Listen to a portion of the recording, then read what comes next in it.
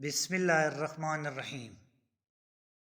حضرت میمونہ زوجہ نبی کریم صلی اللہ علیہ وآلہ وسلم نے بتلایا کہ آپ صلی اللہ علیہ وآلہ وسلم نے ان کے یہاں بکری کا شانہ کھایا، پھر نماز پڑھی اور نیا وضو نہیں فرمایا۔ صحیح بخاری حدیث نمبر 210۔ رسول اللہ صلی اللہ علیہ وآلہ وسلم نے دودھ پیا، پھر کلی کی اور فرمایا اس میں چکنائی ہوتی ہے۔ صحیح بخاری حدیث نمبر 211۔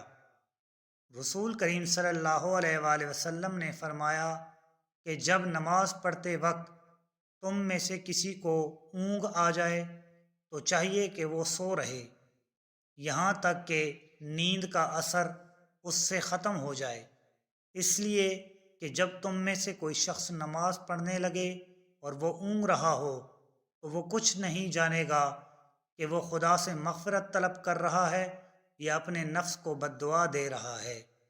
صحیح بخاری حدیث نمبر 212۔